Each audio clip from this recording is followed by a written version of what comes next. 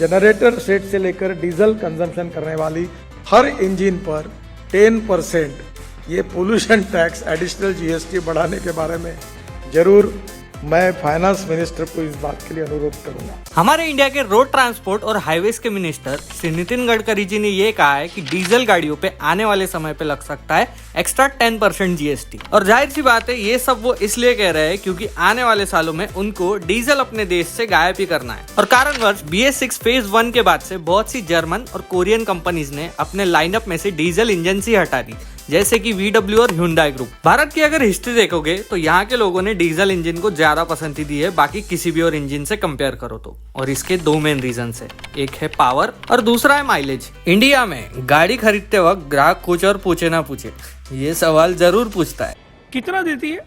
अब petrol engine इसी में मात खा जाते हैं। पावरफुल पेट्रोल इंजन तो अब आने लग गए, पर माइलेज के मामले में ये आज भी पीछे ही है। अब जब डीजल इंजन धीरे धीरे हर ब्रांड अपनी लाइनअप से हटा रहा है और पेट्रोल इंजन जेब पे भारी पड़ रहे हैं, तो एक और ऑप्शन है CNG का।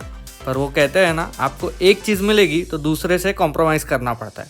CNG का ऑप्शन किफायती तो बहुत है, पर पावर में मात खा जाता है। लेकिन ठीक है, कुछ लोग उससे भी कॉम्प्रोमाइज कर लेते हैं और CNG गाड़ी खरीद लेते हैं। पर CNG का रेट भी धीरे धीरे पेट्रोल की रेट के राह पर है, तो फिर पॉइंट ही क्या? पर जैसा कि मैंने अभी बोला कि एक चीज मिलेगी तो दूसरे से कॉम्प्रोमाइज करना पड़ेगा। तो क्या होगा अगर मैं आपको बताऊं कि हमारे पास एक ऐसा ऑप्शन है जो कि पावरफुल भी है और इफिशिएंट भी। तो अगर गेस नहीं कर पा रहे होंगे तो मैं यहाँ पे बात कर रहा हूँ EVs की। हाँ, इलेक्ट्रिक व्हीकल्स। अब EV सुन के कई लोगों के मन में ये डाउट रहता है कि EVs महंगी बहुत रहती है। तो यही डाउट आज मैं आपका खत्म करने आया हूँ, क्योंकि आज मैं आपको बताने वाला हूँ अभी के टाइम के मार्केट में अवेलेबल टॉप 5 अफोर्डेबल EVs के बारे में, जो कि आपको प्राइस के हिसाब से बढ़िया वैल्यू प्रोवाइड करते हैं। लेकिन आगे बढ़ने से पहले आप सभी लोगों से दिल से कहना चाहूंगा, चैनल को सब्सक्राइब कर लो। आप सभी लोग वीडियो देख लेते हो पर सब्सक्राइब नहीं करते। आपका एक क्लिक मुझे वीडियोस बनाने के लिए और मोटिवेट करता है, सो प्लीज सब्सक्राइब इट। तो स्टार्ट करते हैं हमारी पहली कार से, MG कॉमेट। वेट, क्या ये कार है? इसको देख के तो मुझे डर भाई, इसको देख के ना लोगों के मन में नैनो के लिए इज्जत और बढ़ गई है। खैर, है तो ये EV। MG इसको कहता है माइक्रो EV, जो कि कार ही कहलाती है। MG ने कॉमेट लॉन्च किया अप्रैल 2023 में। MG ने ऑलरेडी इंडिया को एक EV दे रखी है ZS EV के रूप में, बट ऑब्वियसली वो थोड़ी प्रीमियम सेगमेंट की है, तो थोड़ी कॉस्टली है और इंडिया ये कॉस्ट सेंट्रिक मार्केट है। तो MG ने फिर अपनी कॉमेट मार्केट में उतारी। कॉमेट एक 3 डोर 4 सीटर कार है। गाड़ी दिखने में भले ही डब्बे जैसी हो, पर स्पेस मैनेजमेंट ठीक ठाक है। पर क्या आप इसको प्रैक्टिकल कार बोलोगे? तो मेरे हिसाब से तो नहीं।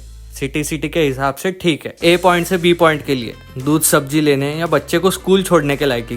4 लोग तो मेरे हिसाब से मुश्किल से ही इसमें ट्रैवल करेंगे। फीचर्स अगर देखें तो LED लाइट्स, इंटीरियर में 2 बड़ी स्क्रीन है जो कि इंस्ट्रूमेंट क्लस्टर और एक इंफोटेनमेंट सिस्टम की तरह काम करती है। सेफ्टी फीचर्स में 2 airbags, ABS, EBD main features है। अब आते हैं इसके बैटरी पैक पे।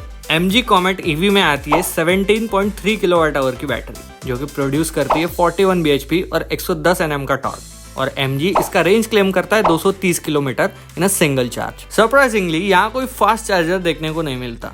अब बात करते हैं उसकी, जिसको देख के तुमने इस वीडियो पे क्लिक किया है, वो है इसकी प्राइसिंग।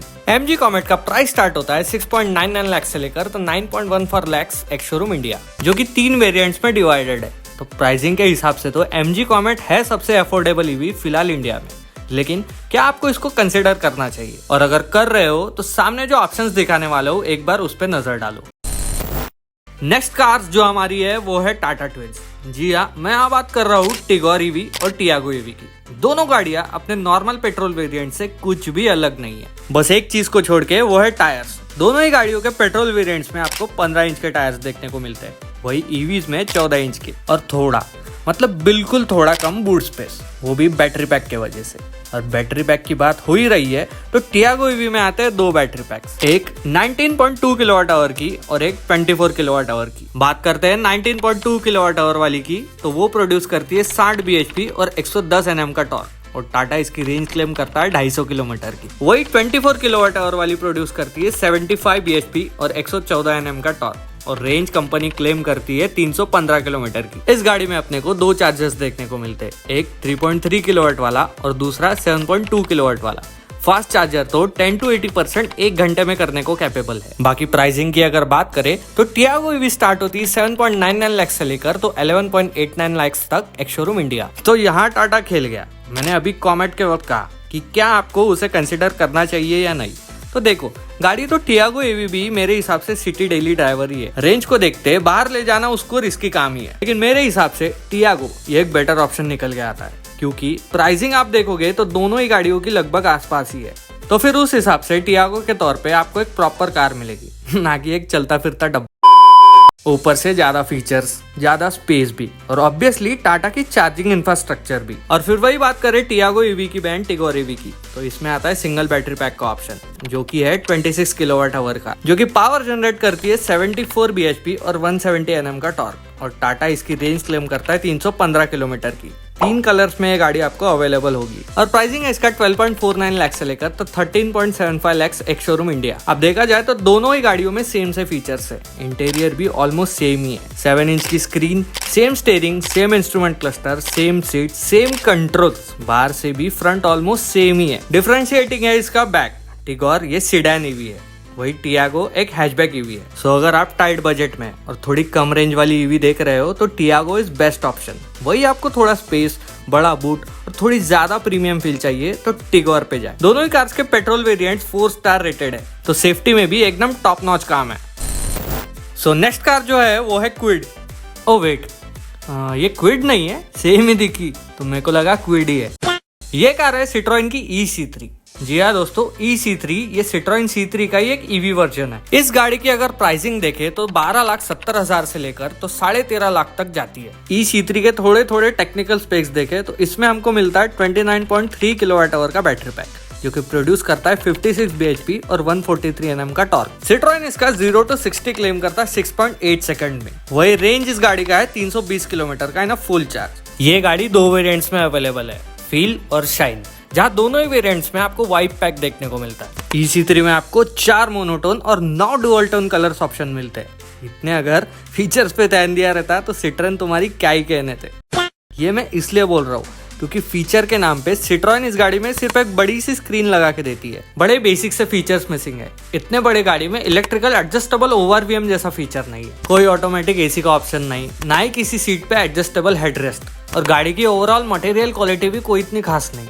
अगर तुमको भेड़चाल से अलग कुछ नया प्रोडक्ट लेना है तो इस पे जा सकते हो, क्योंकि प्राइसिंग इसका टाटा ट्विंस के आसपास ही है। इसका एक ही प्लस पॉइंट है, वो इसका क्रॉसओवर डिजाइन, जो इसको देता है थोड़ा हाई ग्राउंड क्लियरेंस। पर अगर मेरे को लेना होता इस बजट में तो मैं तो डेफिनेटली टाटा ही चूज करता। खैर, सिट्रोइन इसमें चार्जर देता है 3.3 किलोवाट का, जो कि 10 to 100% चार्ज करता है 10.5 आवर्स में। वही आपके पास डीसी चार्जर होगा तो 10 to 80% चार्ज होगा 57 मिनट में। सिट्रोइन E-C3 के बैटरी पे आपको ऑफर करता है 7 साल और 1,40,000 किलोमीटर की वारंटी। वही मोटर पे करता है 5 साल और 1 लाख किलोमीटर की वारंटी, और गाड़ी पे 3 साल और 1,25,000 किलोमीटर की वारंटी। सिट्रोइन ने गाड़ी तो बेशक अच्छी निकाली है, पर फीचर्स पे कुछ भी ध्यान नहीं दिया। फिर भी इस प्राइस पॉइंट पे लिमिटेड ऑप्शंस के वजह से और एक एसयूवी की फील वाली ईवी के पॉइंट को लेके आप इसको कंसिडर कर सकते हो। और फिर नेक्स्ट कार जो है वो है फिर से टाटा के तरफ से। आगे बढ़ने से पहले बता दूं कि टाटा की करंट लाइनअप में से हर एक कार का एक ईवी वर्जन आने वाला है, लेकिन फिलहाल मैं बात कर रहा हूँ टाटा नेक्सॉन ईवी का। नॉर्मल नेक्सॉन से डायमेंशंस में ये गाड़ी कुछ भी अलग नहीं है, बस थोड़े से कॉस्मेटिक चेंजेस है लाइट्स और एलॉयज में। ग्रिल इसकी पैक्ड है। अब ऐसा देखा जाए तो गाड़ी के 3 वेरिएंट्स है, क्रिएटिव, फियरलेस और एम्पावर्ड, पर ये डिवाइडेड है 2 स्पेक्स में, मीडियम रेंज और लॉन्ग रेंज में। और फियरलेस वाले वेरिएंट में सनरूफ ऑप्शनल ऑप्ट कर सकते हैं। प्राइसिंग अगर देखा जाए तो नेक्सॉन ईवी का प्राइस स्टार्ट हो जाता है 14.74 लाख से लेके तो 19.94 लाख तक, जहां हमें टोटल 9 वेरिएंट्स देखने को मिल जाते हैं। मजे की बात तो ये है, नेक्सॉन को अभी सितंबर 2024 में फेसलिफ्ट मिला है, तो आपको फ्रेश डिजाइन देखने को मिलेगा। और हाँ, फीचर्स, टाटा से सब लोग फीचर्स के लिए परेशान थे, तो टाटा ने वो दिक्कत भी हटा दी, भर के फीचर्स डाले इस गाड़ी में। अगर detailed video Tata Nexon EV पे चाहिए तो कमेंट बॉक्स में बता देना। क्योंकि फीचर्स डिस्कस करने बैठ गया तो वीडियो बहुत लंबी हो जाएगी, लेकिन इसकी मेन चीज बता देता हूँ, वो इसकी बैटरी। नेक्सॉन EV में आते हैं 2 बैटरी पैक्स, एक 30 किलोवाट आवर की जो कि कहलाती है मीडियम रेंज वाली, जो आउटपुट देती है 127 bhp और 215 Nm टॉर्क का, और टाटा इसकी रेंज क्लेम करता है 325 किलोमीटर की। और दूसरी 40.5 किलोवाट आवर की जो कि प्रोड्यूस करती है 143 bhp और 215 Nm का टॉर्क, और टाटा इसकी रेंज क्लेम करता है 465 किलोमीटर की। बैटरी पैक्स के साथ हमें मल्टीपल चार्जिंग ऑप्शंस भी देखने को मिलते हैं, एक 15 किलोवाट का पोर्टेबल चार्जर, 7.2 किलोवाट का एक होम चार्जर और एक DC फास्ट चार्जर। इसी के साथ साथ टाटा ये नाम जाना जाता है उसकी बिल्ड क्वालिटी के लिए, तो सेफ्टी की भी नो टेंशन, क्योंकि बिल्ड तो अच्छी है ही पर सेफ्टी के भी सारे फीचर्स देखने को मिल जाता है। तो आपका बजट अगर ठीक ठाक है प्लस आपको एक फीचर लोडेड लॉन्ग रेंज वाली कार चाहिए तो मेरे हिसाब से इस पे डेफिनेटली जाना चाहिए। पर डिसीजन बनाने से पहले आपको इसका एक अल्टरनेटिव दे देता हूँ जो कि सेम प्राइस रेंज में आता है और रेंज भी ऑलमोस्ट सेम ही है। कैसा है ना, कोई भी चीज लेने से पहले ना एक बार कंपटीशन को जरूर चेक कर लेना चाहिए।